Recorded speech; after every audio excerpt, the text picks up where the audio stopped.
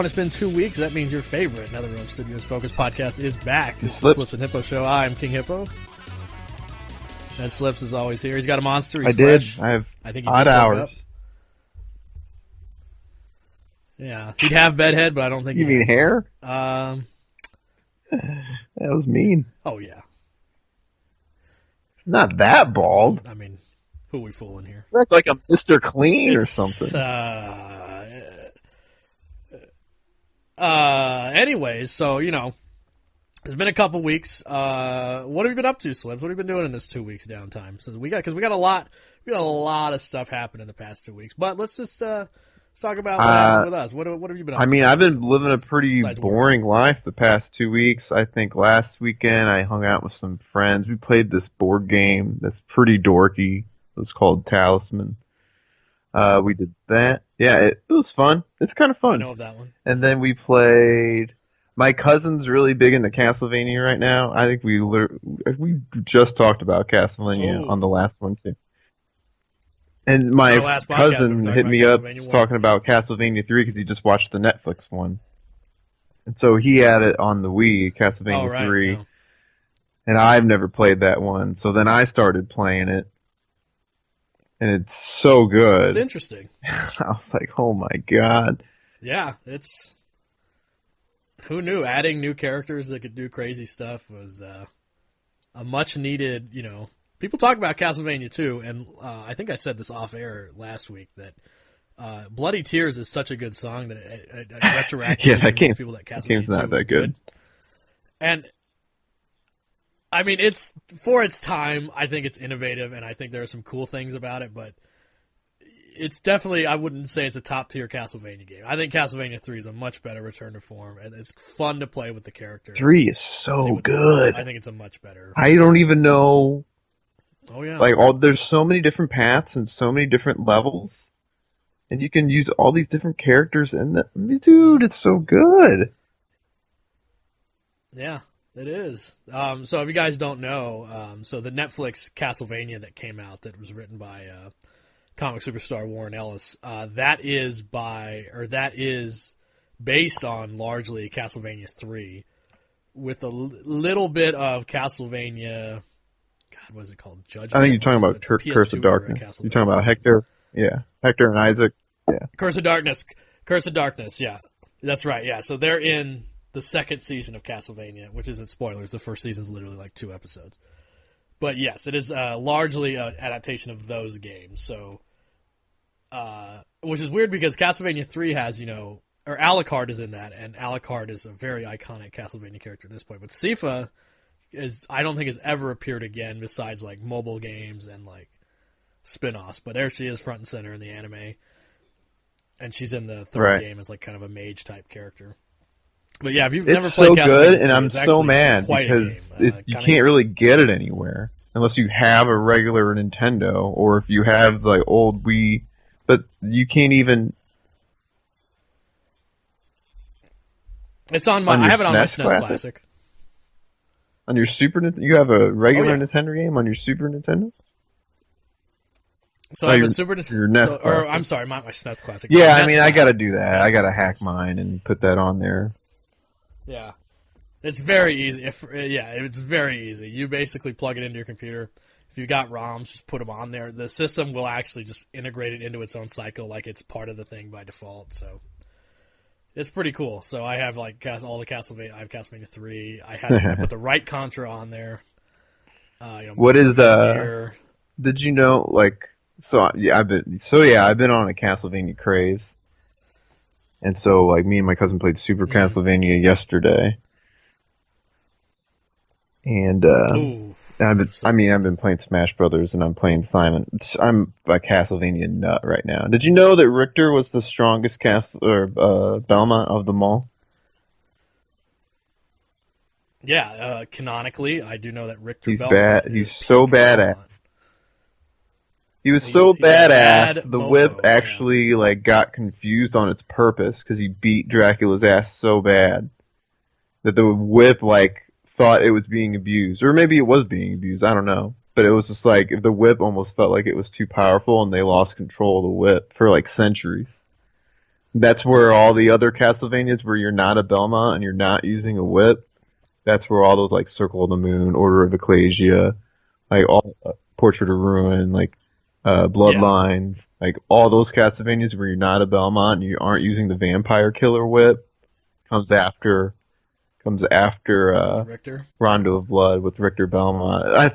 That's the fact that there's a beginning, middle, and an end to the entire Castlevania series. There's an ending to it. That's so cool. There is, yeah. The music is amazing. It's a great I love series. The fact that it's a whip. It's not like, cliche sword or, something like that. It's like, it's a freaking whip. And it's not just a normal whip. It's a Morning Star whip. How cool is that? God, I love Castlevania. Yeah, and Super 4 took it to like the that was extreme he had 8-way directional whip. You can whip. He had Metal Blade with a whip. Yeah, and you can like swing from. Yeah, he was swing from things with. Yeah, he could twirl it around and stuff too. That was definitely his best whip game. Mm-hmm. Makes his axe in that game almost useless. Yeah. But the other thing, Super Castlevania 4, he was definitely the most broken. Because, you had 8-way whip action. Your sub-weapon was the R button. So you weren't sacrificing your whip while using sub-weapon. So you could whip and use your sub-weapon at the same time. But the game is... That's right. Yeah, Cross is Cross the best in insane. that game. Yeah. That game's still pretty freaking hard, man. Yeah. Just the fact they give you all that stuff, like, it's not hard. Yeah, it's not easy. Yeah, they definitely worked on the difficulty of it to make it account for all the new things you do. They made some platform parts that are kind of tough. Great game. Spikes. Anyway, that's what I've been doing the past couple weeks. Yeah. I have at home. I have what's called an extension standing cabinet that my brother bought, and we work on together. Basically, an arcade cabinet. It has a PC in it. It runs MAME, and you load it. And for a long time, we didn't have great ROMs. We finally found a ROM set really that has all the SNES games, all the arcade games we could want, and all that stuff. I was fiddling around with it this past week, and for some reason I was like, oh yeah, Super Star Wars, the SNES game. I was like, I want to play that. And I played Super Star Wars, and I don't think I've been that mad in quite a long. Like I was throwing fits. I was so pissed at that game. That game is. Let me guess. The Sandcrawler stage. Dude, that stage is a legendary stage. That I don't. The first level of Empire is one of the hardest levels of all the Star Wars. Yeah. Who thought that, let's make this Star Wars game where you can barely move. Like, your mobility's not good, but we have all the attack strength like a bullet hell shmup. Like, I'm playing R-Type out there trying to dodge, these spores. Dude, I love those Star Wars games on Super Nintendo because you could tell that the games were so hard that they didn't know what to do. So they're just like, how about every enemy you kill, they give you life back because every enemy is going to hit you. Yeah, there's no way to dodge attack. You're just taking down. I was watching speed runs trying to get okay, how do people? Oh yeah, good luck. Easy. I beat them all on normal, and then I was gonna go through them on hard. Yeah. Jedi. And then I tried to go through all of them on hard, and then the first one, I got to Mos Eisley, where you get into the bar, and you got to fight that giant lizard. That dude, if you don't beat him on your first try, you're done. Because then they push you at the back of the bar, and you don't have any of your power-ups or anything, and he's literally, I think it's gotta be him. Even even you don't have power-ups, just normal difficulty, that can happen, and you might not ever beat him. Oh my god! Remember, the lead up to the cantina, you're in Mos Eisley and you're walking and there's just spike hazards on every part of the for no reason. In the random middle of the town, there's spike hazards that take all your life. It's so. If you guys haven't played these games I love those games. Only. I love them. Yeah, they are nuts. Every single one of them. Return of the Jedi. Empire Strikes Back. I think Empire's the worst, or Empire's the worst.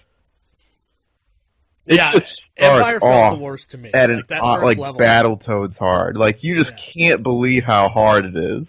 Yeah. They put you on this tauntaun, and you're like, all right, I'm tauntauning it up. That thing dies in seconds, and you're like, I gotta cut him open. Oh yeah, then you gotta. You can't even cut him open. The first stage is hyper ice level. Yeah, and you're slipping everywhere. And spikes everywhere. Oh. There's like a Yeti monster that can like freeze you. And like you just stand there, get like a Sub-Zero. Dude, me and a friend of mine played through that game. Like we were laughing; it was so hard. You're like, we got it. You can't. It actually gets way easier after you'll that. Go insane otherwise. Yeah, it's actually once you get past you get off the planet Hoth, it actually gets a lot better. Dagoba's kind of cheap too. Cloud City's got some cheap parts, but man, yeah, right away, Empire is super hard. I landed on like one spike trap and lost half life. It's like I didn't even know it was there. There's all types of weird areas where the force is super strong and you start floating in the air. Yeah, like what was that? Like I just was floating. Like I did the double jump where he's doing the like Zero in Marvel 3. He's doing like that pizza cutter motion, and all of a sudden I'm just zooming. Yeah, there's a lot of power ups up there. You got to get that stuff. But sometimes, yeah, those are good things. Those are typically good. Yeah. Yeah, I mean, there's like bats everywhere that just never stop. Like the enemies respawn like it's an arcade game. Like you're off the screen for a second, they're back, and there's 5 of them, and it's just like I got to swat every little. Once thing. you get the super jump, it gets a lot better. Man. It's like the jump where he does the screw attack, pretty much. Yeah, well, he has that at the very beginning of the game. It's not like you don't start with it. Really. Yeah, that's still. Yeah, I mean, helps. That helps. That move is just so good later on, but yeah, the first level is so freaking hard. It doesn't even matter. Yeah. Anyway, this is another podcast. So if you guys, I mean, we were talking about Mortal Kombat eventually, or some such nonsense. So the Kombat Kast was today. They announced it yesterday. And actually, today was a huge drop of information. So at the very beginning of the day, we had the story trailer was put out, and then the Kombat Kast was scheduled to be at 3 Pacific, as it always is. And quick rundown before, and we'll get more into it, obviously. But the quick rundown was that they went over Kano and his move and a bit of his moves. They brought in one of their designers, I believe his name was Shanna, and she went over what it's like to storyboard and animate a fatality using Johnny Cage's awesome triple uppercut reference one as a example. And then they did a Cassie Cage run through. They showed through some of her moves. And then they ended it with Tyler and Derek through a belt battle, which Tyler ended up winning pretty convincingly, weirdly, after getting bodied really bad. So he's back with holding the belt. So you didn't see the story. Yeah, I work overnight, so I sleep during the day. So I just woke up and all this stuff happened. I just saw bits and pieces of the Kombat Kast. I mainly just watched the gameplay parts of it, and I watched Tyler drop So just to. God, it was hilarious. Yeah, he was trying his best. He was trying his best. He got it. He got it eventually. So. A quick recap of the story trailer was basically laying out what we already know, is that there's a new character, Kronika, who is sort of gathering up people who have been bodied by Raiden's distortion of the timeline. So she has gathered up Jade, Baraka, Shao Kahn, who is in the story. So it's not like Goro, where Goro was DLC, he didn't do anything in the story. Shao Kahn is in the story, he's a major character. And a couple other characters and who have been dead, have been dead since MK9 or maybe died off in another game. So she's gathered them all up and they're pissed. And it looks like she's using them to going to be fighting against Raiden. And Raiden at the same time seems to be handling, or seems to be dealing with the Netherrealm run by Liu Kang and Kitana now, who are also teaming up with Kronika because they're pissed at their situation. Naturally, it's his fault. Then you got the Special Forces characters, Cassie, Jackie was shown. So Jackie Briggs is back. Jackie and Sonia and Johnny. Johnny is interacting with his younger self.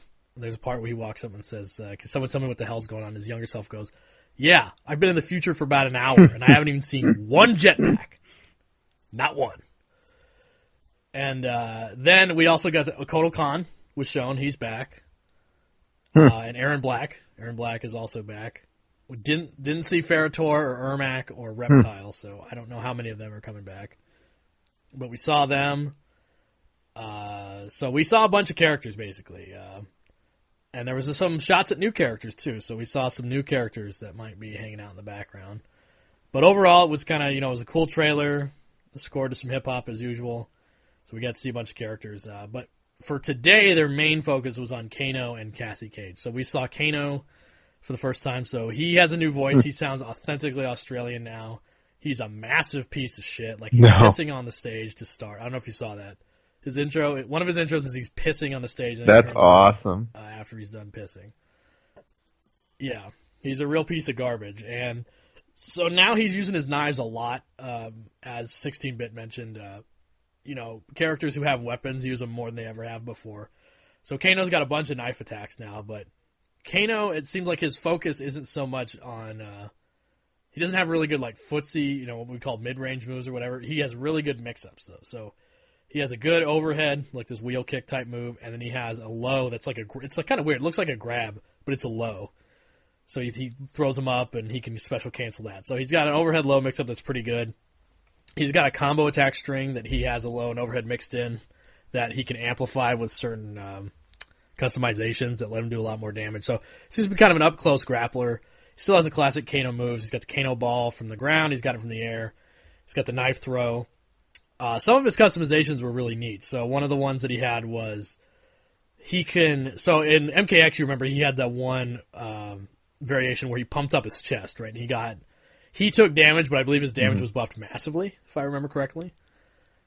And so in this one, he has the same deal. It's called the Vegemite. It's like Vegemite or something like that, which is hilarious. And he pumps himself up, and his Kano balls now have armor on them. So when he Kano balls now, it just does more damage. So he basically gets an anti-projectile move that's really good. It goes across the whole screen, super fast, has armor. Unsafe if blocked, obviously, but that's a good counter move. He has one where he throws the red chest piece he throws it on the ground. It's a magnetic distortion. It's kind of like Donatello in Injustice 2, where you can't move, you can't jump if you're in it. So he has that. He has a another thing with the Donatello thing is he throws the knives and they curve down when they go over it. Yeah, that was super cool too. So yeah, if the magnetic field is out, his knives, which are normally a high, get pulled down, so they become a mid knife. Yeah, which is really neat.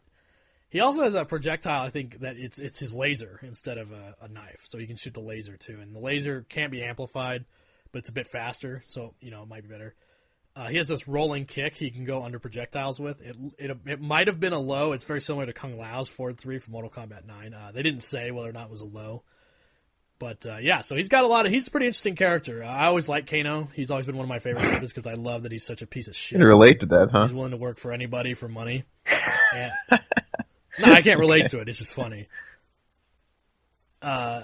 He's got he's got this implant that the eye thing is weird. I have an affinity for one-eyed characters, obviously.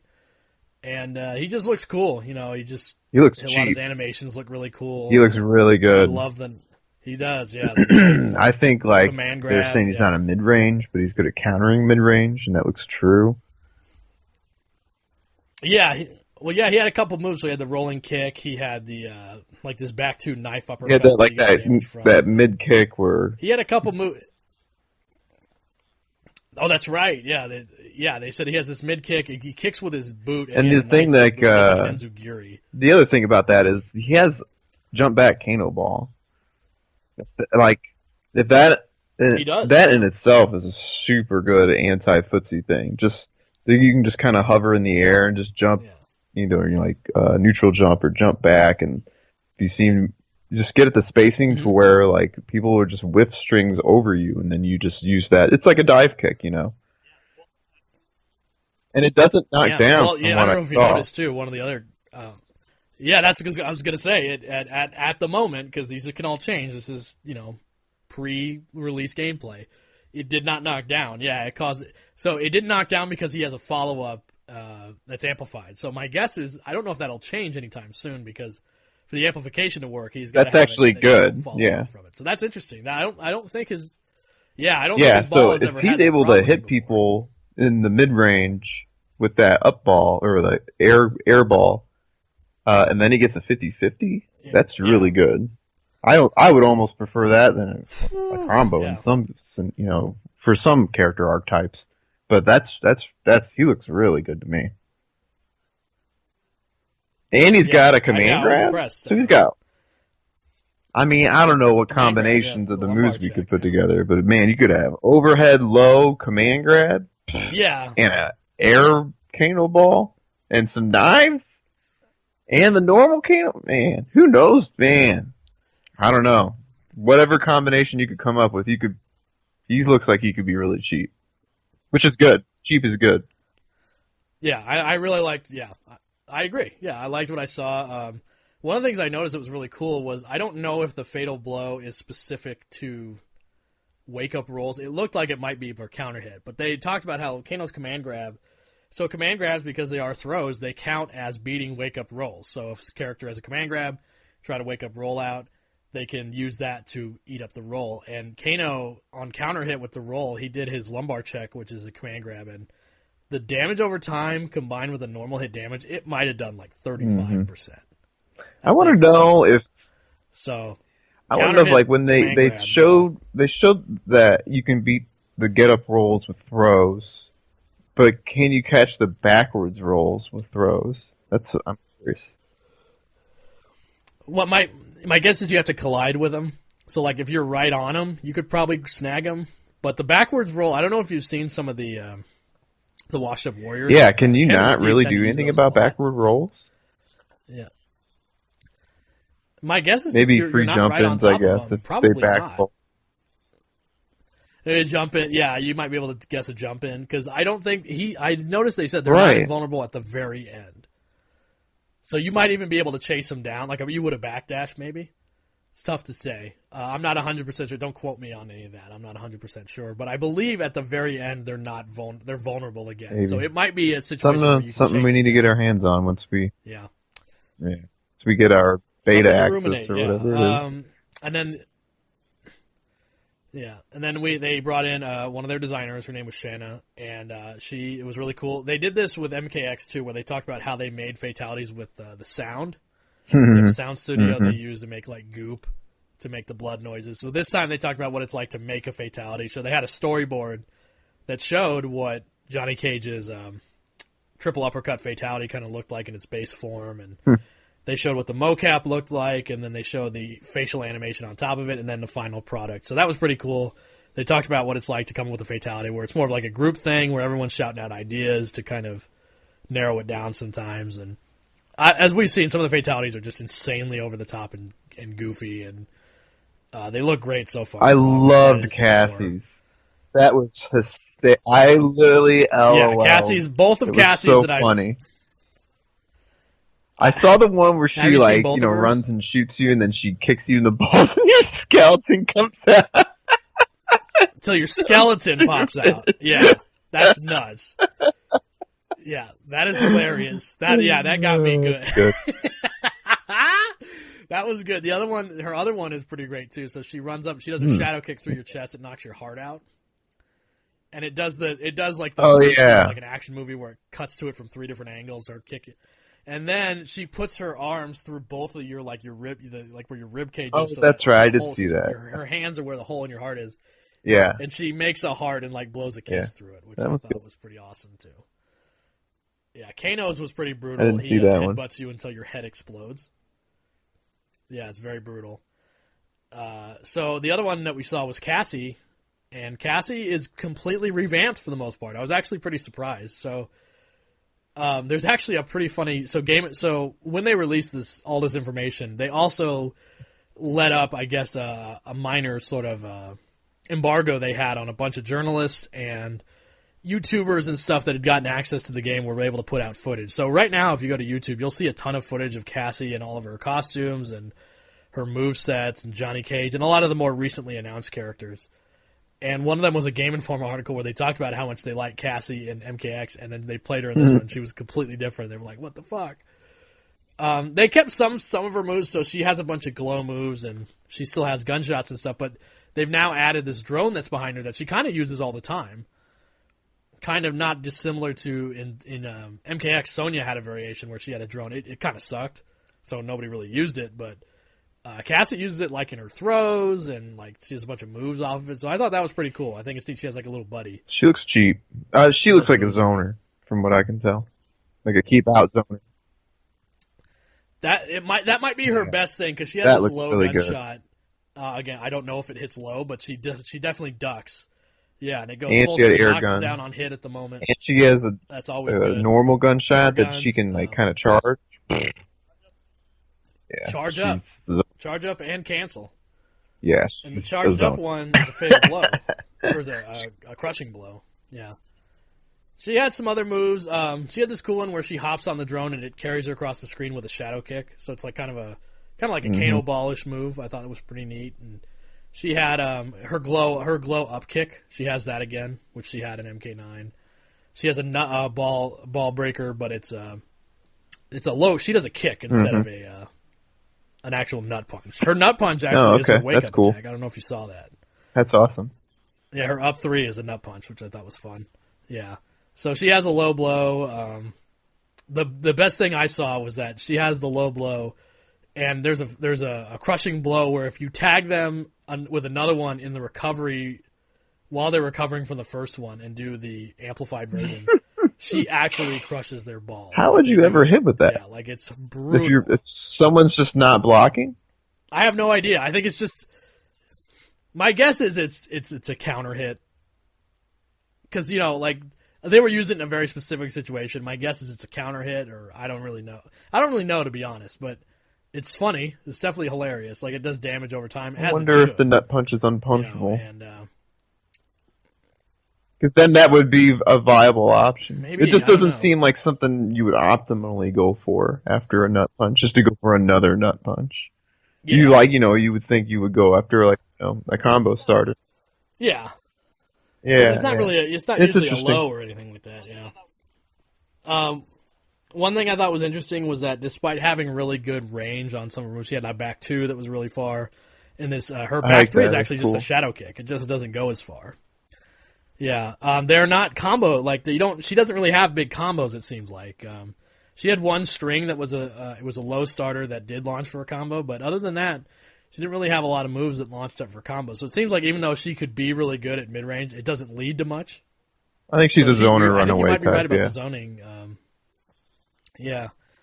Some other cool moves that she had that we saw was that using her drone again, she can put out a bubble. It's like that was really, I don't know what that is. And then she can also control really cheap. That's a totally different thing that she can do, yeah. So... Yeah, and then she can also control the drone with her phone, so she gets into the stance where she's using her phone and that is actually awesome. Her thumb, and she's controlling the drone, so you can do it. Yeah, a bomb drop. Well, it seems like to me a natural evolution, because if you remember in MKX, she had this one variant where she got this headset and she could call a missile in, and that was all it did. Like it was one new move, and it was kind of like, This seems like a natural evolution where it's like, oh, you can do a bunch of shit by standing. Depending on what that drone can do, that could be cheap. Moves. Mm-hmm.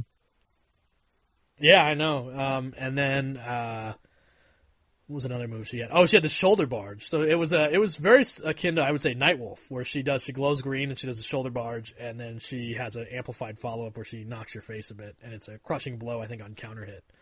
So yeah, she has a pretty unique moveset suited to do a lot of different things, like a lot of the characters we're seeing. So. Seems like you could really make your Cassie, although it seems like the gun moves really did seem like they were a step above. She also had one other move I think was very interesting it was 2 moves. So one where she does this giant flip in the air and shoots both of her guns around. And then she had another one where she can use her glow to jump backwards with the drone or jump forward. So she had like a kind of like Tanya's teleport in MKX, but without teleporting, which I thought was interesting because we haven't seen a ton of very mobile characters in that sense, where they're jumping through the air and leaping out. And she can do jump attacks at the end of it, just like Tanya could too. So that could be very interesting, a highly mobile move like that in a game where characters aren't moving on the ground. Yeah, I think it's definitely really interesting. Right, yeah. Especially I think for that's runaway, more for of the zoning, runaway style, where it's just, she just constantly is just peppering you with that stupid drone shadow kick, and you're looking for that, and then she does that air drone thing instead to get in, mixed with footsies, mixed with, just jumping back, and the drone, like the backwards drone, and interesting. Very, very runaway style, and like kind of just keep away, and like you just kind of get annoyed just going after her over and over again. Then she like just all of a sudden gets in your face and hits you with something, and then keeps running away. Yeah, because as they mentioned, she didn't really have an overhead beyond like her universal ones, and I think there's one in her string. So she didn't really have mix-ups as much, which is a pretty big difference from MKX, which is pretty funny. But so I think that to me was her potential as well, and it was really fun to see. We didn't get to see her in action. They didn't have a Washed Up Warriors, but they did have a belt battle where Tyler played Kano, and so we got to see a little bit of Kano as much as they can play, and it was fun. Tyler ended up winning pretty convincingly by doing moves that Steve told him to do.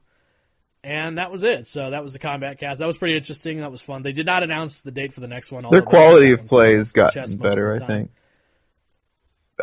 I think it's getting a little better. They changed like the layout of the stream, because I remember when I was there, it was really laggy. Like it was pretty hard to do stuff. Yeah.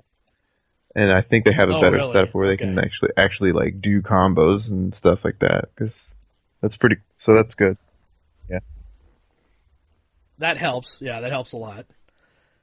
So with the release of the story trailer, and we're getting pretty close to the release of the first stress test beta, which is next week. If you remember, they announced that they were going to have a small one over the weekend before the big one that launched if you pre-ordered the game. So we're starting to shape up on characters a lot. We saw a lot of them revealed today, although we won't see gameplay probably for a little while for some of them. But what is a character that you're really looking to see back? That one. So there's one I'm interested in the most to me is Aaron Black, because I thought Aaron Black is one of the coolest new characters they've come up with in a long time.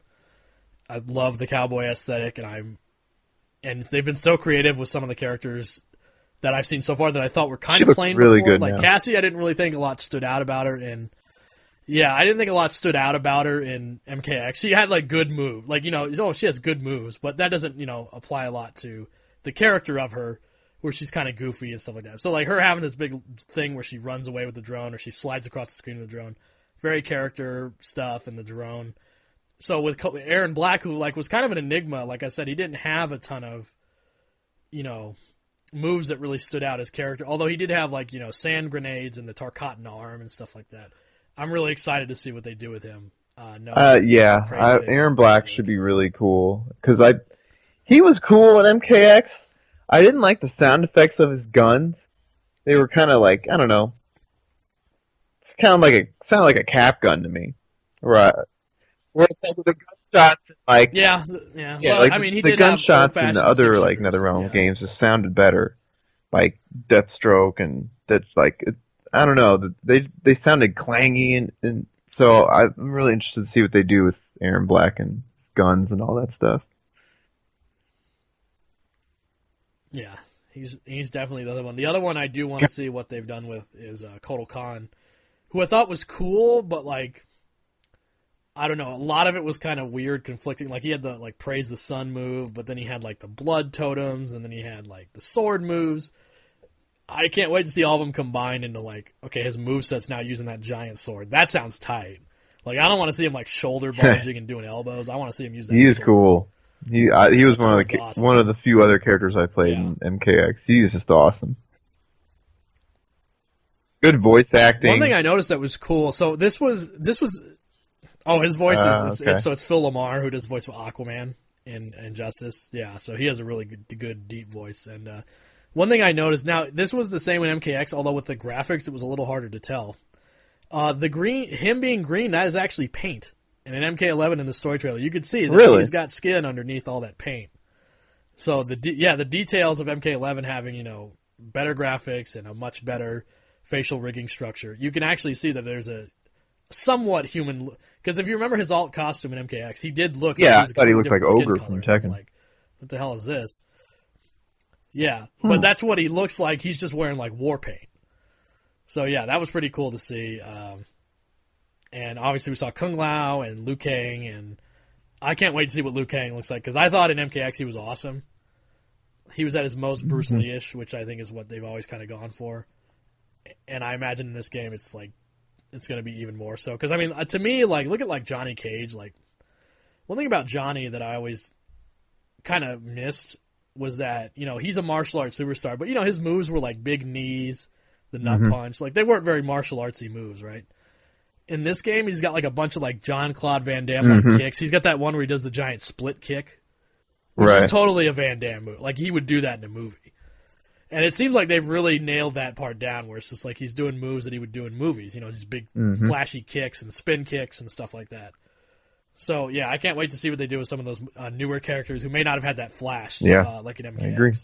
That'd be cool. Yeah. So, Aaron Black, I'm definitely looking forward to him. I can't wait. He's also unmasked. Or he can be, I should say. So, he has an unmasked, he's an unmasked variation. So, he doesn't look deformed, so I guess the mask is kind of just there for mystery. But we'll see. So, looking good on the roster. And I imagine going into, it comes out in like a little bit, a month and a half. So, we're probably going to start seeing maybe 2 characters a week, which would be interesting. I want more ninjas. Yeah. We only got like 2. More ninjas? I mean, they got the best. I mean, that's arguable.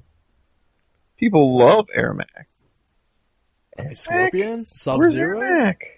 I mean... Reptile? Noob? He's alright, I mean... I don't care about Reptile, but I do want Noob. He wasn't in the last one. He's such a cool character. I'm not the biggest Reptile guy, but I'll say this. A Mortal Kombat game without a Reptile now feels weird. Yeah. Like, he's in most of it. I wouldn't be super sad if Reptile's not in it. Without him around, that would feel weird. Man, give Noob some love is what I think. And Rain? Come on. Well, Rain, if you recall, we were at the reveal event. Rain was in one of the character cards. Like the cards that, where you chose what you wanted to do. He was on the Towers one. It looked like, at least. So, okay. You may hold out hope for old Rain there. So, MK11... like we said, we're going to have a stress test next week. That is, you basically sent your email in, and they're going to give you a code that Friday. So if you get in, you get in. If you don't, you don't. It's one weekend, so we'll probably see some good play from there. Looking forward to that. Something I'm not looking forward to is learning about this horse shit I'm going to talk about. So, for some reason, in the past couple weeks, there's been a real hullabaloo, a brouhaha, if you will, about how. So one of the things that happened on the Johnny Cage Kombat Kast was that they mentioned that so if you remember in the reveal build, to amplify moves, it was a button combination that was completely different for each move and for each character. They have now changed it so that the interactable button is now much like it was in Injustice, the permanent amplify move button, right? So you do a move. Now remember, there are no EX moves or enhanced moves like there were in the past. They're all amplified. So you do the move, you hit the button, you get it amplified. This set off a wild storm of conversation about how, my God, they're simplifying the game even more. The reason why people don't play these games is that they're too simple anyways. So I saw a quote that they took a year off the game's life because they changed it.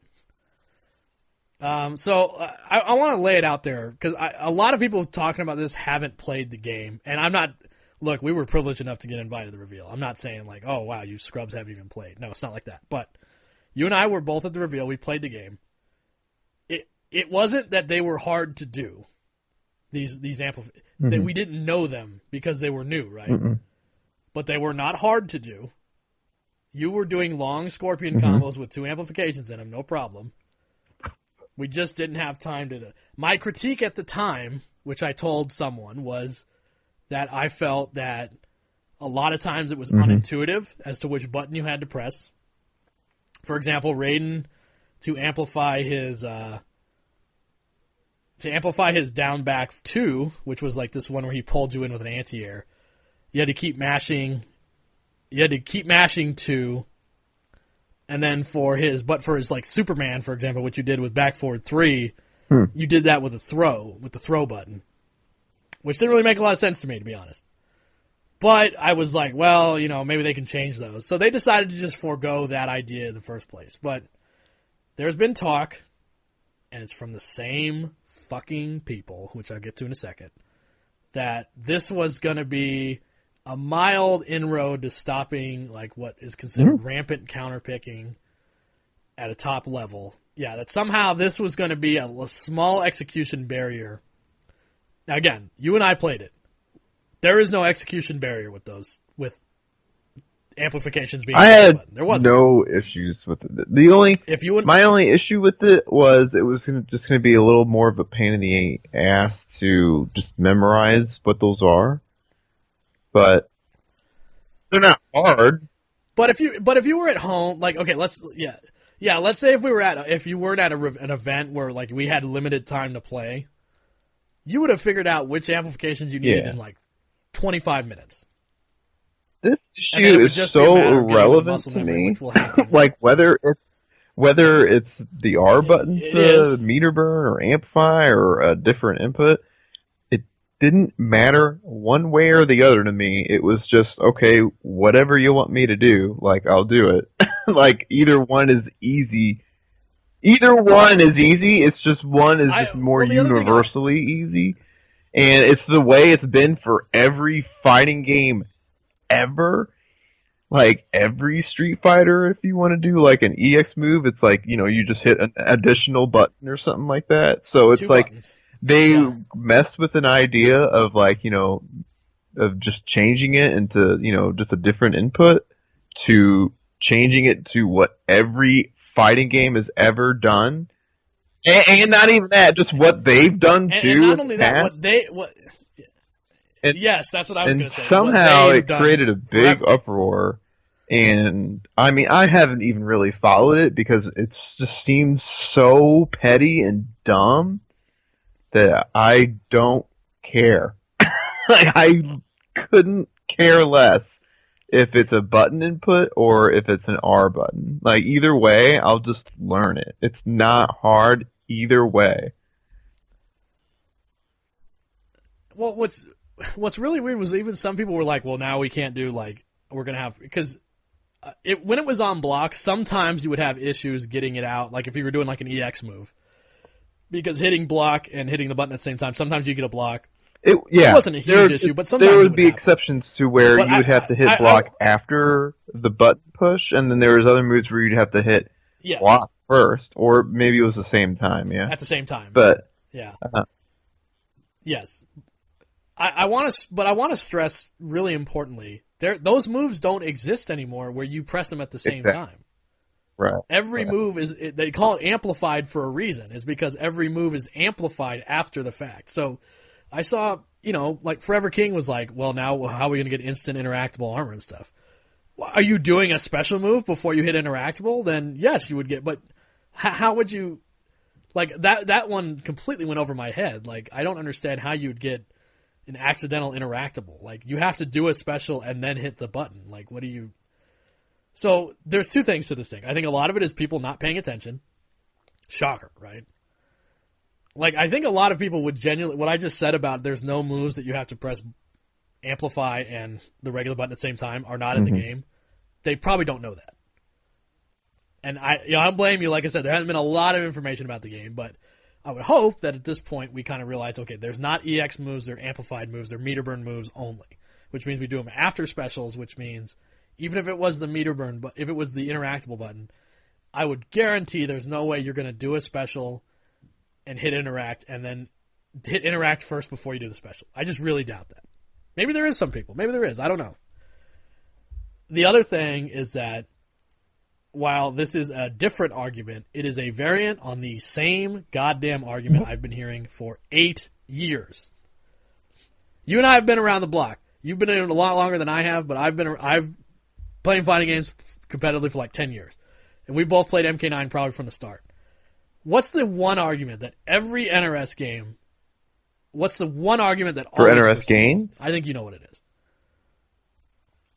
For NRS games and their longevity, or something that happens at the beginning of every NRS game. It's the same argument. That, and there's other one thing about, like, so the other thing is that everyone always talks about what's killing the game or what's going to kill the game, right? Remember in MK9, everyone was talking about when player one advantage was figured out, and when we figured out Rooftop Day was longer, everyone was like, well, everyone's going to coin flip for player one, and they're going to pick Cabal on Rooftop Day, and it's going to be a mess, and blah, blah, blah. Did that happen? The answer is no. That's what I was looking for.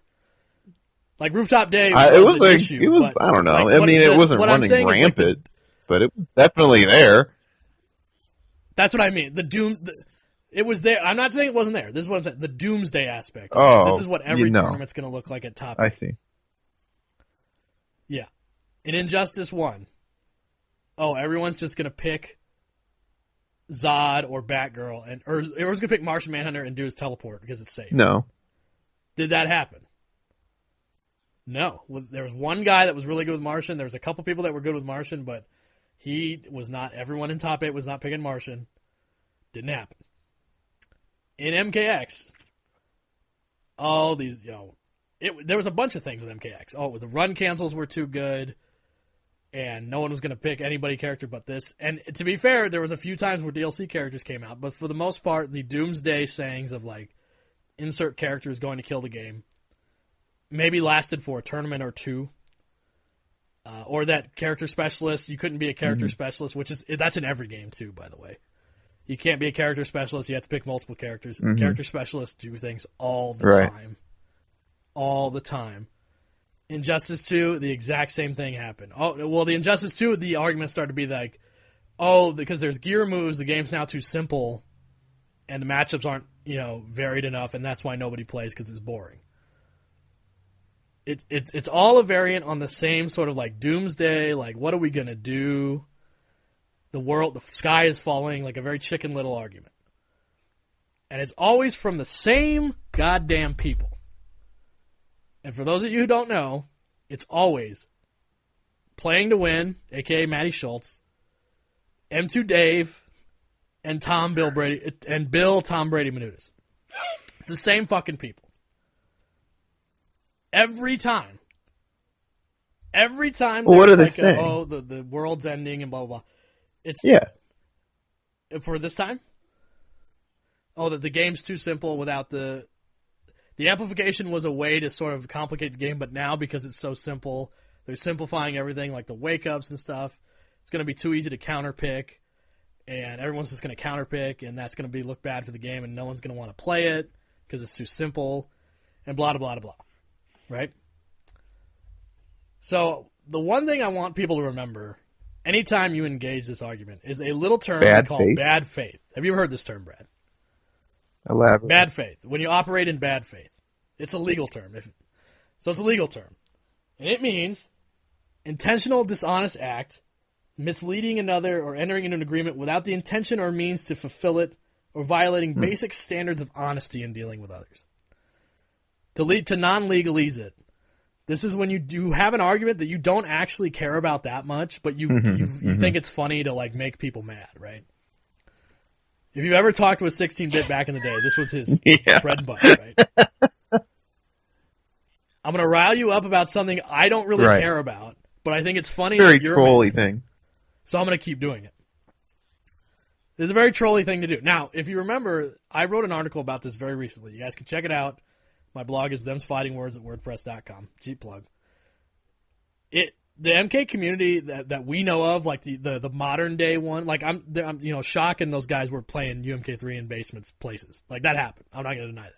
But the people that we know of, that where they came from, the origins, is from like Xbox Live forums in like the mid 2000s, right? And as we all know, the internet was a mistake, and I don't know what it is about Mortal Kombat, but it tends to attract like the dregs of society. any online, like Call of Duty and stuff like that, these massively popular games that they go online and it's just the worst, right? That is where these guys are like from, and that's where like a lot of the attitudes are from. The really bad like forum person who barely seems like a person. They just exist to troll or basically you can't take anything they say with like any sort of logic, and they barely come across as a person. That is what a lot of these guys' origins are, and that's what they're still like. What? Like, so you're saying playing to win, Empty Dave, Tom Brady aren't even like really people? On the internet, it's the way they act. It's like they're barely people. It's just all reaction, right? There's no room for nuance. There's no room for argumentation. It's just, this is the facts. You're an idiot if you disagree, and fuck you, fuck you, fuck you. And would you disagree? Are those guys not like that? I don't know. I think they're just being hypercritical right now. They're concerned about the simplicity of the game, but I mean, they haven't really played it, so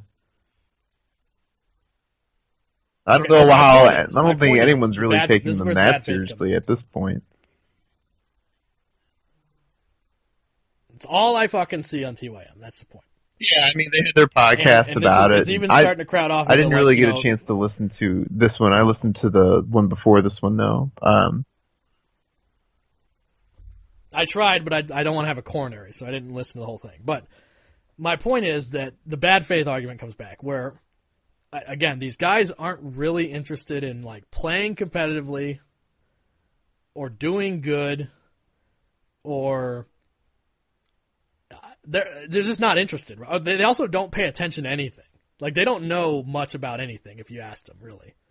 They don't really pay attention to the facts. They just react to things they hear without ever looking into it, right? It's called being a reactionary. It's a very common political like affiliation. They call them reactionaries. That's what like Trump is, right? You hear facts and then it's boom, instant opinion that I will never change my mind on. That is where we're at right now, and it happens. But I'm telling you, it happens in every game. They're usually the most vocal, yeah. People. I would say. I'd say usually like Tom, that's what I mean. Dave, Ryu. They're more of the vocal people in the community. And before he retired, I would say it was Pig, and like sometimes Carl. Although whether or not people actually listen to him, MKX really did a number on that one. So. It's always the same reactionary, like, big to-do about everything, about how the sky's falling and all this crap. And it gets people really thinking, like, they really start to take it seriously, which I think that's the big mistake, because it's not done in good faith. It's not like, oh, we're going to reach an agreement here. Because they're always wrong. Always. Like, if one of them was right once at the time, I'd be like, you know what, maybe we ought to take a listen to this. He was right about MKX. About what? About the lack of footsies because of the run button and how strong jump moves were.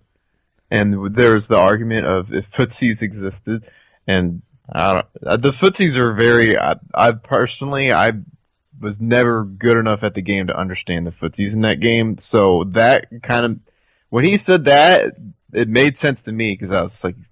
Kind of right. Well, at first I was like, no, I'm sure there's footsies. It'll be fine. And then, like, the more I played the game, I was like, you might be right because I don't understand how I'm supposed to keep anyone out because it's just so hyperactively fast. So, I mean, some of their criticisms are valid, I think. I think like I said it earlier, like at this point, I think, yeah, it might be a little early to really like say the sky's falling, but I don't know how many people are taking them seriously on that because none of them, I don't think, have played the game, so I don't think anyone's really like endorsing their whole notions that like you said, like I said, you'd think that's the idea, you'd think, but like I said, it always circles back to the same. Like everyone's talking about how the game's gonna die. And every time it happens, and it's so dumb. Like, I didn't even like MKX, but I also knew that I wasn't good enough to really like. Well, I can't see how you play. Yeah, people clearly figured it out because I would end up playing people on I could barely get a game. Yeah, like so I was like, well, they probably know something about the game that I don't. But it doesn't matter what game it is. Like, you're always going to have people that are going to separate themselves from the pack, and there's always going to be a learning curve. Yeah, no matter what the game is. There will be, yes. So, and then that circles back to, again, the bad faith thing, where it's like, every single time those guys open their mouths about something, it's about how bad the majority of the base is, and how bad, and just if they listened to people who were actually in the know, they would fix the game, and how could they be so dumb, and blah, blah, blah, right? It's all bad faith, because that's just what they're from, that era of the internet where you were just like a fucking ball of rage on the internet, and that's all you did, right? I'm sure you were on Tekken Zaibatsu back in the day. I'm sure it was just like that. Man, I mean, Tekken Zaibatsu was great. I don't know. People were a lot more civilized back then on the internet. I mean, well, it was, I don't the know internet about was that. less regulated, so it was more about regulating yourself. So it was like, we had the Tekken Zaibatsu forums, and so, I mean, there wasn't anyone really moderating like that great, because it was the early days of the internet. So we would have, like, we had our St. Louis thread, and we literally just had a couple of profiles where if someone came in our thread and started being an idiot, I mean, we would just go in on them and just bury them as far, like, we would just make fun of them until they left our thread. And then a moderator would usually, like, see it eventually and get rid of it if we, like, complained about it. But we had Officer Down, my friend Patrick. Whenever anyone came in the thread, there would be people that would come in the thread and just talk about, like, hey, could you guys enter my tournament? And he would go and just, like, get the hell out of our thread. I mean, we had Officer Down, Mr. Bookman, like, we regulated our own like, thread, essentially, with our own moderator skills. I guess it wasn't as civilized, I guess, but in our bubble it was. In our bubble, we had things locked down, I guess. It's different now, man. I don't even know. But yeah. Well, so my what I'm circling back to is that it's not like these guys are going to be seriously competing. Like, they're and again, it's concern trolling is what it is, which is, that's when you raise a concern that you're not really all that sure about, but you think it's funny that people get mad. But in a scene that frankly has its own weird inferiority complex about a lot of things, the one thing that really annoys me is, like, you'll have, like, Matty Schultz going around being like, oh, in Tekken nobody does this, and in other games, like, shaming us or shaming the other realm games for not being, like, another game. I don't think, I always think, like, there's a stigma that NRS games are easy to play. I really don't think that they are. I think that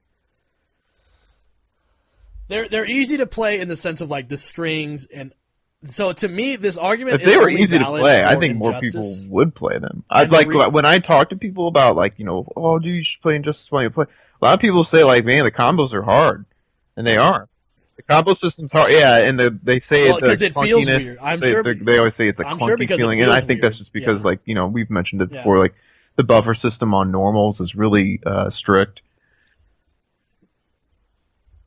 Yeah, it's gotten better over time, but, like, in those original games, it was really strict. And it's not quite like Tekken where you can, like, delay a lot of them. Sometimes you can delay them. Like, it's pretty strict. So I like that. And also for me, for Injustice, I've always said that, Injustice, the way it's made, is polarizing on purpose.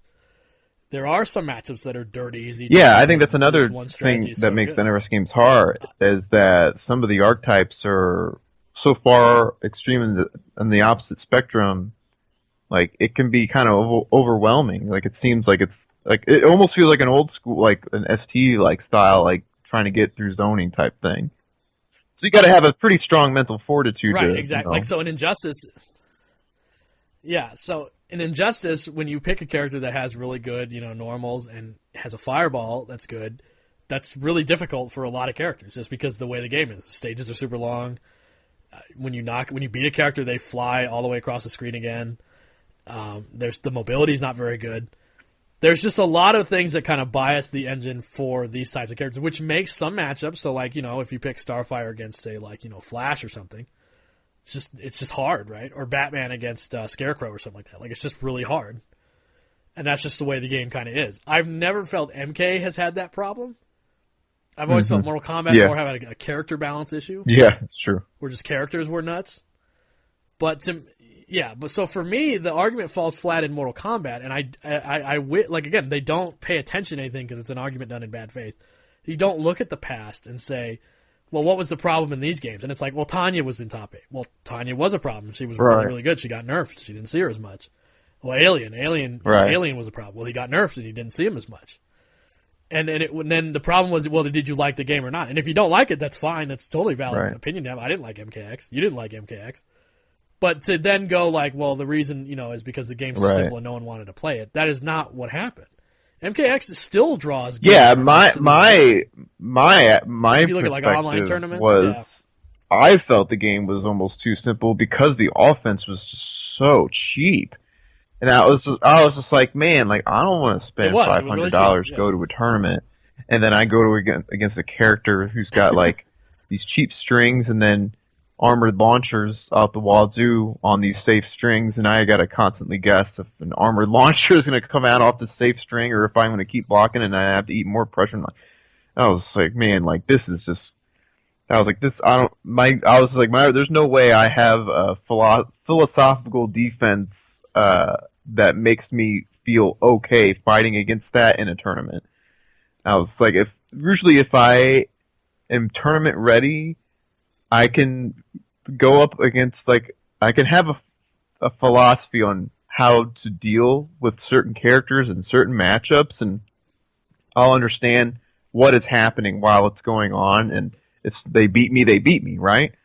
But MKX, for me personally, it was just like, there is so many things to worry about. I don't feel comfortable and won't feel satisfied losing, like, and it won't feel justified going to like a tournament and spending all this money, and I can get hit by all this stuff that I don't understand how to deal with. But I mean, we haven't even played this game yet. Like, this, no one's played the game, so it's just. I don't know. I don't know why we're even discussing any of this. Well, I mean, so there, like I said, there's discussions to be had. You can have the discussions. The problem is, like I said, when it's always in bad faith because, again, these guys don't actually care about, like, oh, let's make the game like have a, let's have it make it a really strong base based in neutral. Something. They don't care about that. I think they just want to have the talking point. They're always concerned. Tom Brady's talking point is always the games are too simple and that's why I can't win. He sucks. He's not old good. Now. That's the point. I know he is. I'm not saying that he's got very valid reasons why he doesn't play seriously. Yeah, but don't make those reasons. What I do find the reasons you aren't good anymore. Don't.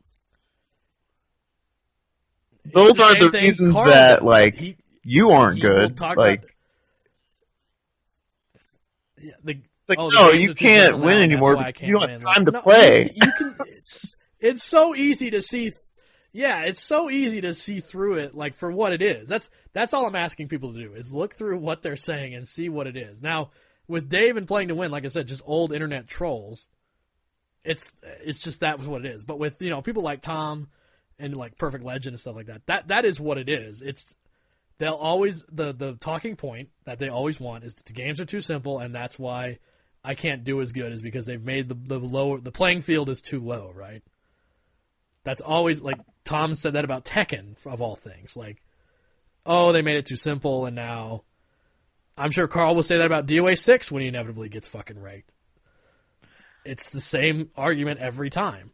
And I don't know why people just, like, the reset button gets hit, and people just are like, well, I mean, these guys, very valid points, and they come from a very serious concern. I think they're guys that have been around the fighting game block for a while, and they're just saying what they feel. I feel like it's genuine, but yeah, I mean, there's a timing to it. We don't really need it right now. Not when a game's coming out. Like, people are trying to ramp up for it, and to start talking smack on a game like you haven't really played yet, maybe you shouldn't. I mean, I think some of the things that their talking points are valid. I mean, if Tom's saying like Tekken's gotten simpler over the years, I mean, personally, there's some truth to that. Well, like I said, it's not that there's not truth; it's that there's no room for ambiguity or, that there's any room for nuance. It's that this opinion is. They talk in absolutes, yeah. And this is why it's done. They're like radio talk show hosts, yeah.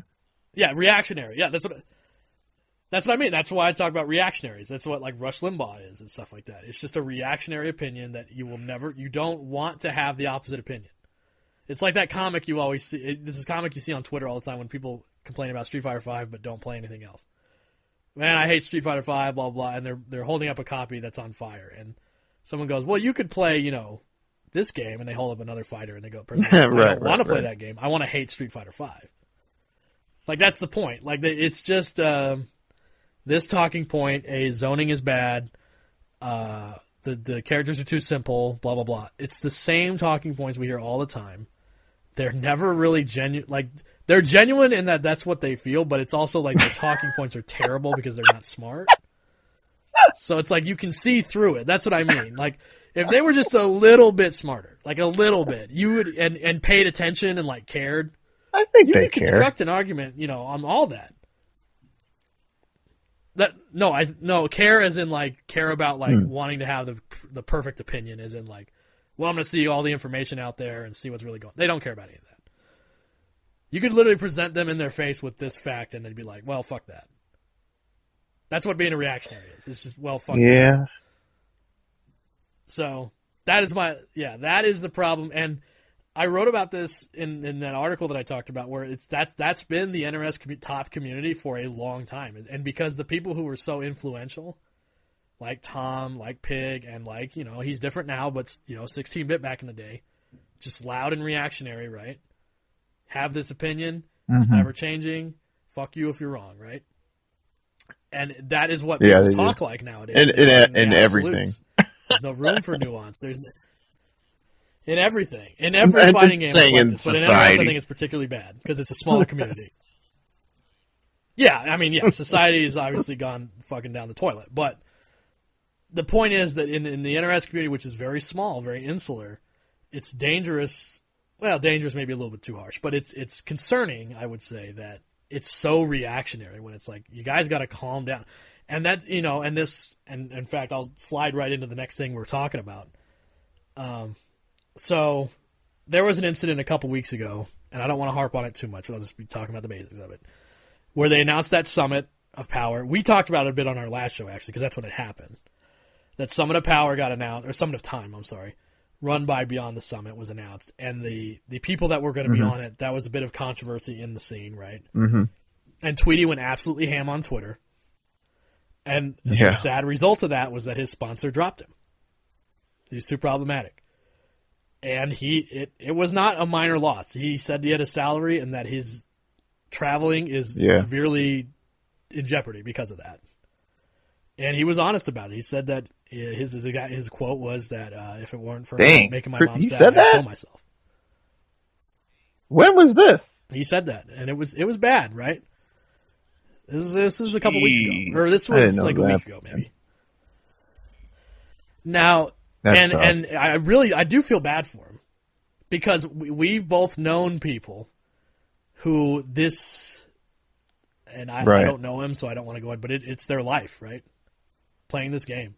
If they're not good, it's if they don't do what they feel is good, whether that might be an insane thing like they didn't get top 3, they didn't get top 8, they are in the absolute worst despair. We both knew 60. We both know 60. I was like played. that. That's what he was during like. That Injustice. First Injustice, that was terrifying. That was the most pressure I've ever had. There was so much pressure. I remember for no reason. Yeah. First we had that UFGT tournament, and I got like 4th.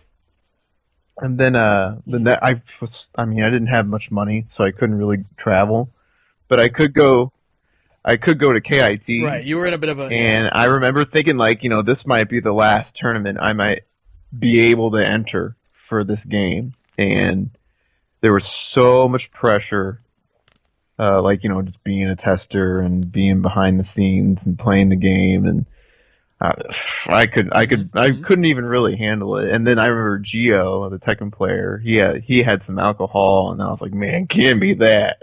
I was just like, I was pretty drunk by the time I started playing because it was just so much pressure. Liquid courage. Yeah. And I mean, yeah, when it's your life, God, a tournament is the absolute. Oh, like you really got to have you got to have a good support structure. You got to have your confidence. Like you got to really make sure that you do. And all your ducks in a row. And if you ever find yourself where it's just like this is my last turn, if you're ever telling yourself if I don't get top 8 or make money in this tournament, like I might be in dire straits, you're in a bad spot because that is horrible. Yeah, it's the worst feeling. Yeah, it really is. And so, and like I said, I've known people who put that pressure on themselves and they it's tough. Completely. They just quit fighting games, right? Because they can't deal with it. Because a lot of the best players are. So now that leads. God, it's crazy. It's like the competition. Some of the toughest competition are the players that literally play for fun, and they end up just going to tournaments, and they're just really good. Like a lot of these, like really good players, like they usually have like a strong family or that can support them while they play their games, or something like that. Some sort of support where if they don't perform in this tournament, it's not the end of the world. And there's a lot of like just really good, like like kids in college and stuff like that, where that's like all they're doing all day, and the online's good, so it's not like people are deadly these days in these tournaments, man. Yeah. Well, so that leads back to what I was saying before, where and even if there wasn't money, right, you might put that pressure on yourself, and that's what people did back in the day when there wasn't that much money. My point is that just didn't stop going in, just didn't stop going in on Twitter, right? But that's because, again, that is how this scene works. As sad as it is to say, when guys like 16-Bit and Pig were, some of the top guys, you knew what they did. They went fucking nuts until they couldn't go anymore, right? Way past the point of like, okay, dude, this isn't cool. Like, I remember the Big E kerfuffle where it was like, oh, well, Big E's kind of slightly banning them from tournaments. And they had a big, like, PM about it that Pig just leaked on YouTube. Because like a private conversation he put on YouTube, you know what I mean? Like, that's just how the scene is. It's so reactionary. Because those guys are popular. And I don't blame them. Pig and 60-Bit, cool dudes. You want to be in their influential circle, right? Especially when Pig was running like Red Hot Sundays. Absolutely, I don't blame them. But, and I've talked with, I would say Steve is a very good friend of mine, and I've talked to him a lot, and he has a lot of regrets. And one of the things he says is, I do not envy anymore the feeling that if I got 9th, I was the worst player in the world. And I also wish that I didn't have so many outbursts, because he knows it's like, when you're a top person and that's all people see on the outside, that's what makes people like, I don't want to deal with that shit. And there's a lot of little weird things that, go on in the community. Like I said, when Tom is in some sort of manic rage where he's yelling at his screaming child in the background, and he's broken his monitor and stuff like that. And then Pig is like, well, let's get him on stream and play, sad Chopin music as he like cries about it. Like, that's great. You're laughing right now because it is kind of funny. But there's a lot of people who look at that and go, "What is happening? That's not cool." Not cool for Tom. The other one I brought up in the article was when you guys had not cool for Tom, no. But the other thing is like when you guys have like you remember Glass Sword, and you guys had him on the podcast to take the piss out of him, basically. And it was like, well, that's the kind of thing where it's just like, this is how the scene operates. It's super reactionary, and people are characters, and they're barely people, so you can just kind of go in on them, and it's funny, and everyone's having a good time, and blah, blah, blah.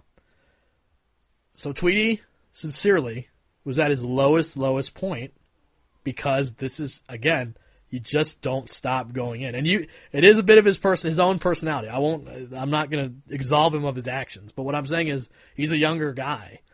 And this scene, the way it is, I feel, is deeply just like, oh, let's all like go in on something even when it's not funny anymore. And it's actually hurtful. The other example I want to bring up is a good friend of the show, Raptor. You know him. I believe he's from the St. Louis area-ish, right? So he's a bit of a shy guy, and he doesn't like to be reminded of that. He has some social anxieties, and that's fine. Never really stopped him before, but he's another guy where he couldn't really handle the pressure of tournaments, right? And that's cool. He bowed out, and he does a lot of great content, and he's very good at what he does. But he had this problem, this reoccurring problem, that forced him, well, he felt forced his hand to make a long tweet thread where he talked about his issues with depression, his issues with his social anxiety, and he talked about how it's just because guys wouldn't stop. I told these people, hey, please, I have this problem. I don't like to be reminded of it. Can you please leave me alone about it? And they don't stop, because why would you stop? It's funny, right? So Scar constantly brings up the fact that he's blocked by Raptor because he keeps making fun of how he's, socially awkward, and he's just like, well, I want to be a man and talk to me about it, blah, blah, blah. And the other guys are like, haha, yeah, you said the triggered word, ooh. Like Dragon and a bunch of other dudes just leaping in and saying that shit. Because again, that's just how the scene is. And don't tell me you haven't seen that where Pig is like, here's the target of ire. Let's all fucking mock him, right? You put this guy on stream and just laugh at him, right? That's just how the scene is, and it's uncomfortable to me because when the whole thing with the summit happened and there was it was like, why don't other people play the games, right? And some of them, the execution thing kind of spawned off from that, but the other one was that the NRS community is hostile, right? And I know you disagreed with that. I know a lot of people disagreed with it. But what I don't think they understand is that hostility isn't just outright hatred and condemnation. A lot of times it's that weird kind of hazing and bullying and let's meme this guy until he can't take it anymore. That's the kind of thing you invite yourself into when you get into like the top social circles of the NRS scene. And I think a lot of people find it really like uncomfortable and weird. And I think if you look back at some of this stuff, like I said, the stuff with Glass Sword, at the time, funny, right? We all laughed. We all thought it was funny.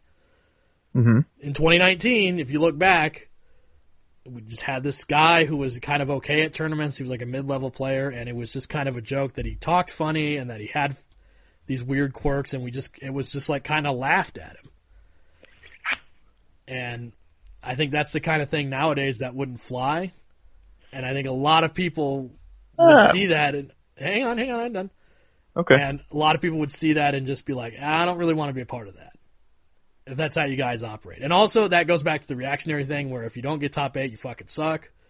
Because that's how the top guys that was their mentality, but they forced it on everybody else by being so loud about it that they kind of just got browbeaten into it. Or these tournaments don't count because nobody good was there. And I'm not saying you weren't like that yourself, because you were a pretty cutthroat guy back in the day as far as I understand. I had a very high standard for myself. Yeah. Exactly, and there's nothing wrong with that. But what the problem is, I think, when it seeps into every little aspect of the community, because the top guys, it's small, and they were so influential. Like, there's no problem with a guy like in Street Fighter, right? Like a guy like Luffy, who was a top 8, and he won Evo for Street Fighter 4, and he's gotten top 8 in Street Fighter 5, and he got like 9th at like Capcom Cup or something like that. And was like, I fucking suck. I wish I was better. And everyone's like, you got 9th at Capcom Cup. And he's like, so? Yeah. But he's just one guy, right? And he's not like terribly influential, but he's a known top player. But then you have like the guys like Daigo and Tokido who are a lot more lax, who are a more zen way of approaching it, and they're popular too. We don't have that. Like, you nowadays are like Yoda. Like, you're zen about things. But back in the day, it was every guy was just like, oh, if you don't make this, you're trash. And if you don't go to this tournament, you're trash. And that never left. And I think that is the kind of mentality for some people that's still the case. Yeah, it's still, and it's always going to be. I'm not saying it's going to go away ever, but what I'm saying, the people that were, I mean, they're going to these tournaments and they're putting on their money and their career. They are, yeah, and that's fine. And like I said, that's fine, but it's not for everybody. And I think when you're kind of feeling the social pressure to be like that, because that's how everyone kind of jokes and acts, that's when you get a situation where someone maybe like Tweedy, who, as we see, has a lot of struggles in life, and fighting games and competition might just not be the healthiest thing for him. But like, that is how we all talk, and that's how we kind of, go in so hard that like fuck those guys and blah blah blah. I don't think anyone was pulling him aside and being like, dude, you gotta cut the shit out, man. Like, you gotta sponsor, like, they're not gonna like that.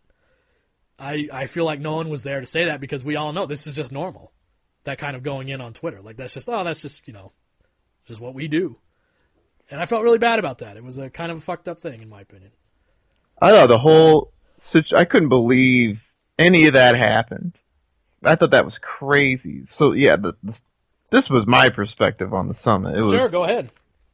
Like, so it got announced, it got leaked, Tweedy went ham on, like, Chris G and Tyrant and stuff, and to me, I just thought it was funny, and it was just good drama. I was just like, he's got valid points, like, he's been doing great in recent tournaments, and I mean, on the last podcast, I mean, I even said, I was like, I'm Team Tweedy, I was like, go Tweedy. But not thinking anything was going to actually happen. I just thought it would make good drama. It literally happened, like, right after we were done, like, posting the thing, yeah. Yeah, and then, like, Chris G, I thought, I was hoping, like, Chris G would, like, regulate and he would pop off and be like, yeah, I deserve to be here. No, he had much worse, idea in mind, yeah. And then he ended up losing his spot. Tweedy loses his sponsor. Like, literally nobody won. No. It was all bad. This was a lose-lose for the only person that got out, got anything out of this was Honeybee. But does he even feel really? I'm sure he feels fine about it. Yeah, but yeah, well, he's a pretty nice dude. I'm sure he feels a little kind of bad. Like, I wish all this drama didn't happen, but oh well. But it's like even if he wins now, it might have like there be some taint to it. Tainted, yeah. Yeah, so it's just like nobody's really won out of this, and I don't think anything should have happened. Like Chris G. We never really found out if they asked Chris G to not enter and he agreed, or if they literally forced him off. Chris was a little vague about it, but from the sense that we get is that he talked with the people, and people again. Chris has a bad history. He said some really nasty racist shit that he's never really publicly apologized for beyond giving like a my bad. Now, like he mentioned, he's lost opportunities, but that's a little hollow when he's saying that while he's on a stream with a giant EG logo on it, and he's got donator after donator pouring in, and he was just in the summit for DBZ. So forgive me if I don't, feel like, oh, he's lost everything. You know who lost everything? Tweedy. No sponsor. No sponsor's probably going to pick him up for at least a while. His travel's severely endangered. He lost a lot. What did Chris G lose? But what I'm trying to say is it's like Chris G probably could have fought this. He probably could have been like, this is a guy being salty. He blew it up on the internet, and now everyone's regurgitating some stuff that I said back in the past, and it's coming back to haunt me. Like, I feel like he could have said no, like, I want to be on the summit. Or if they forced him off, I think that would have been their bad. They shouldn't have listened to the internet trolls and the Tweety Twitter outrage. Like, they should have just went with their first pick but if Chris G just said, yeah, I'll step down, I think he made the mistake. Because I don't think any of this should have happened. Everything should have stayed the same. Like, I definitely agree with that, but here's, again, the reason why it should never have happened, but it's because this is what, again, the community does. Has there ever never not been, like, a leak from a major, like, is anything sacred? We know everything about everything. I knew the summit list, and I'm not even anybody. Right. I knew the summit. Like, everyone leaks everything. Right. And the fact that it came out at all before the announcement was the problem. Right. And that was another thing. That literally never happens. He was just like, why? He was like, who leaked this to begin with? That's another point. That literally never happens for the summit, by the way. Like, I think that's a first. Is it really? That literally never happened. And so we're never going. The point of the moral of the story is they're never going to have a summit for MK again. Yeah. Yeah. But I agree. In the first place, it shouldn't have been like someone should have lose their spot or whatever. Now, Chris obviously went on a stream and talked about how much he hates the NRS community, and he decided to yell at a bunch of women who were just random on the internet because he can. Made a fucking ass of himself. But Yeah, it should never have happened. I in the don't know first about place. that, but he made an ass of himself. And I think like he lost his sponsorship. He lost his spot on the summit. He did. He made it. He did not lose his sponsorship. Oh, okay, my bad. He's still sponsored by EG. He lost his spot on the summit, yeah, and he made that stream where he pretty much blew up the NRS community, and I mean, I don't think that was really. I definitely think he was. He's upset and he was lashing out. Like, I mean, I don't think the NRS community is really that bad. Well, I think there's some. You could find some. Every community has like toxic people, But I didn't agree with that. And then he had it sounded like the whole thing. It sounded like what happened to me is Tweedy started going absolutely ham, and other people caught wind of it, and other people started talking about this, the sexist, racist things that he said. I don't know, like 3 years ago or something like that. 2017, yeah. Yeah, and so it's like that all got regurgitated because Tweedy started going ham, and then because all that got resurfaced, he lost all of it, and and he was saying it was the women that brought it back. Like he was saying, like Cuddlecore brought it back up, and Lumnia, like the fact that they brought that back up is what cost him the whole thing, and that I don't know, like that's a can of worms right there. Now we're going beyond something FGC related, and now we're getting into like society and stuff. Yeah, and Cuddlecore responded to a thread I made on Twitter, denying that she's like, because Chris said like, oh, she forgave me, and then she's talking bad about me, and she goes, well, I never forgave him. He talked to me in a very loud club, and he gave me a sort of apology, and I was like, I acknowledge it. I did not accept it, nor will I ever not feel terrible about this. But she's like, we had a misunderstanding. I guess that's all I can say. So there's that. And I don't really want to talk about that just because I understand. And his perspective is at a tournament, her and a posse, I guess, confronted him. She came up to him in tears, saying why did you say this about women and whatever he said, and he was just and he said he apologized, and his perspective was that she did forgive him and that this would be forgotten. So it's messy. It's a mess. It's a mess. Whatever it is, it's a mess, and it's still going on, and I don't know, man. It's a mess. It is. But I think I want the core takeaway, at least for me, is that I think sometimes the community needs to look inward at some of the behaviors that are very popular and what's kind of funny. We think it's funny and stuff like that, and realize that maybe it's sometimes not the best way to get the scene bigger, is because a lot of people don't want to deal with that kind of bullshit. Well, I think people are creating scapegoats for the drama. It's like, we don't have any drama. It's like, why don't we have drama? Well, let's just get a scapegoat, and then everyone in the community can take a turn lashing at this person, and that'll bond us together. That's what it is. Yeah, well, yeah, and that never Whereas works. It should be the narrative should be about the rivalries and. Yes, it should all be just within the game. When you watch the narratives write themselves. Yeah, when you watch a sports, pro basketball or football, anything, they always keep it in the game. If they take it outside of the game, it's usually how they practice or how they develop, or it's usually a positive thing about their life. Very rarely do we hear about a player is going through a divorce because of his cheating wife or whatever. That usually most of that stuff stays under wraps because these organizations respect the private lives of their players and stuff like that. But because we have no regulation, I guess, in the FGC, and we don't know how to promote our games without inciting some crazy personal drama, and that's a really bad thing that's going on in the FGC, and just a lot of these bubbles that are just trying to upstart. Esports in general, I think. Well, I think there's validity to starting to look at behavior that could potentially for example, a lot of people wonder why there's not more girls playing, and to be honest, there's a lot of reasons. A person like Chris G completely going unregulated for the things he said, that's a reason. Unregulated?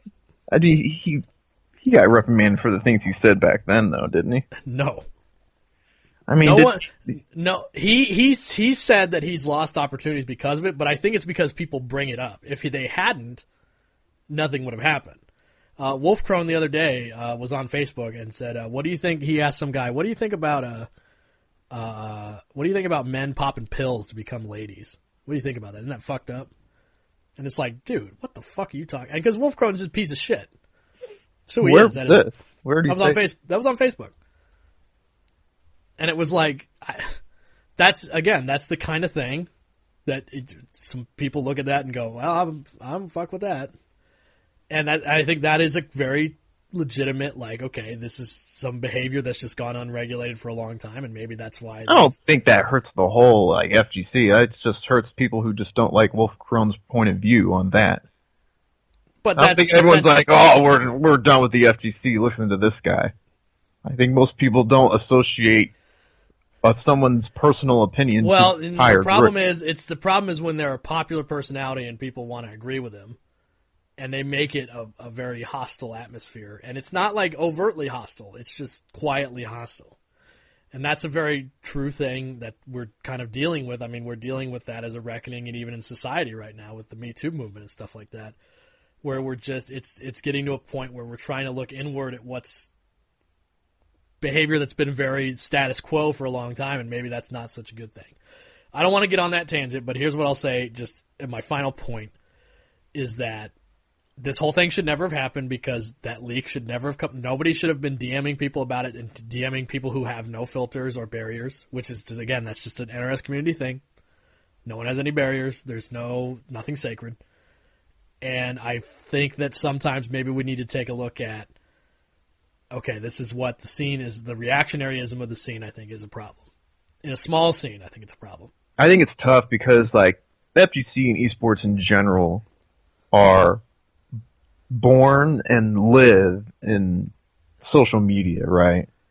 Yeah. And like, I mean, social media is an animal that society still doesn't really quite understand. Like, we're all, like, part of a pack, right? We're like, we're a pack of wolves, but we're all separated. And it's just really weird. Well, like, I've mentioned it's just weird because like humans are like, yeah, they're like a pack of wolves. Like you don't see like I don't know what I'm saying, I guess, but it's just weird. Like we don't really understand like how to bond as a community when we're so separated. But we're still so connected to each other at the same time. So I was going to say that my theory of social media has always been that. So the old days, there was a theory. It's called the Greater Internet Fuckwad Theory, which is that you give someone anonymity on the internet, and they turn into a total piece of shit. Oh, yeah, definitely. But your online personality is always going to be different. Like, but the problem with the rise of social media is that these are no longer faceless trolls on a forum. They're real people. But the theory didn't go out of style. It still is true, like you've mentioned. It's just that these are very real people. It's interesting, yeah, because moderation has gotten so much better. Like, you can't have as many troll accounts. Like, usually when someone was being, like, back in the day, back in my Tekken Zaibatsu days. Yeah, easy ban, right? It was just done. Like, if you came across an idiot that was just going ham or was being an idiot or, or harassing you or something, you would just chalk it. You wouldn't take it personally because someone was just being a troll and a jackass. Because you knew, like, but now, like, there aren't as many troll accounts, like, because there's so much better regulation and moderation. And so you do know that this person is, like, trying to get in on you. And you take it a little more personally now, I think. Right. Well, and also, like I said, when there's a face and a person to the name that's there's a potential you can see this person at a tournament in the future, yeah. Yes. That's disconcerting. That's really fucked up. So like I said, it's the occasional homophobic, the occasional transphobic thing that people say. That that's a real person, that's really their thing. And for example, there was that guy, that Melee player who got invited to their summit. His name's the Shizwiz. He was like, he said on Twitter, I'm cool with gay people, but they just keep them away from me. Like, I'm done with it. And it's like, how do you not feel a little fucked up that guy is like a super popular and he's going to tournaments and that is his like, there's a bunch of people going like, yeah, I agree. Right below, who are all people you know, or you might know, they have a face, that you can't feel comfortable, and it's just, that's, with the social media, the rise of how popular social media is, you can put a name to a face. I think a lot of people just like to grandstand on the internet too. They just like to. Well, yeah, like I said, they like to act harder than what they are, and they like to say egregious things that. The internet fuckwad theory never went away. It's the mild hint of anonymity plus, well, no one's going to regulate this, so I'm going to say whatever I want. Yeah, that's still there. Yeah, I think when you read that type of stuff, like, you have to make a personal decision if you want to be offended by it or not. It's just like, if you feel that person's, being homophobic or whatever, and you disagree with their values, then just don't associate with them, and associate with people within the bubble that you do share values with. You don't have to be their friend. Like, if they're a top player, like, you can admire their skill and still not admire their values as a person. Yeah, but I mean, like I said, for some people it's not so easy. It's their life. Like, you don't value my life, and like, then just don't value theirs. Yeah, I mean, that's, like I said, that's hard. Like, when if someone doesn't value your lifestyle, then you just, or you're not gonna. Not everyone's gonna like you. Like, it's not even like trans or being a woman or anything. You could be too short. You could be too fat. Like, there's all types of your own insecurities that people can say on Twitter, I hate fat people, and then are you not going to go, like, say Scar says, I hate fat people. Are you not going to go to a tournament because you might see Scar and he might look at you and point and laugh? Like, no, just fuck Scar. just fucking go and just fuck that dude. I won't associate myself with him. Like, I don't know. That's just a shout out to Scar. Thank you for calling me. Thank you for calling me fat and then going like, yeah, Scar's gonna call him fat because he sucked. Thank you. That was really great. I wasn't even calling you fat. Yes, not that I disagree. It's a fact. I'm just saying. Yeah. But like I said, it's tough. When it's, like I said, when it's your life. It's really hard to just disassociate and be like, well, I don't want to, because I think a lot of times when they're a person of really big influence and that doesn't go unchallenged, I think that is a silent form of, like, I think people just think that's okay. Nah, I just let people sit in their own fester of weird hatred for things they don't understand. Well, like I said, it's a slippery subject.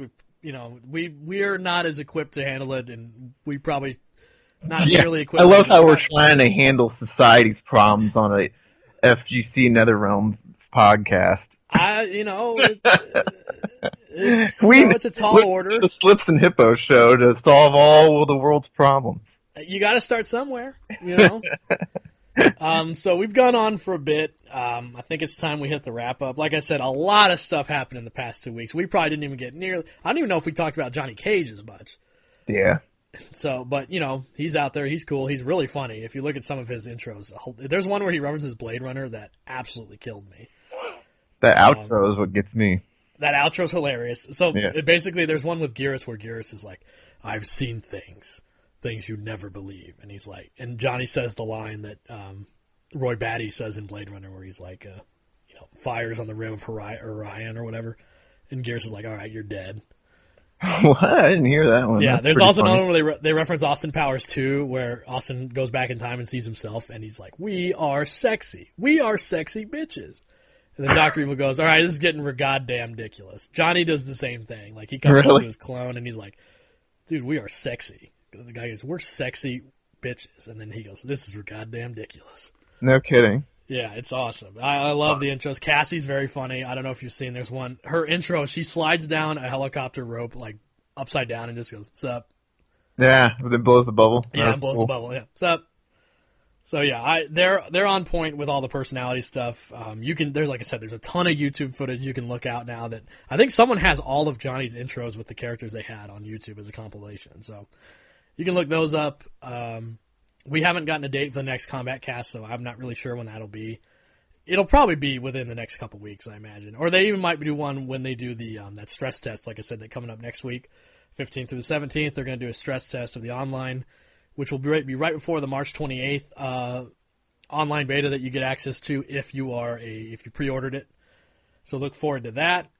I think that's everything I got. Slips, you got anything? Nah, I'm good. No, you're good. I think I'm gonna play Super Star Wars more and hate my life. It gets better after the Sandcrawler. I hope so. Dude, have you gotten to the boss yet?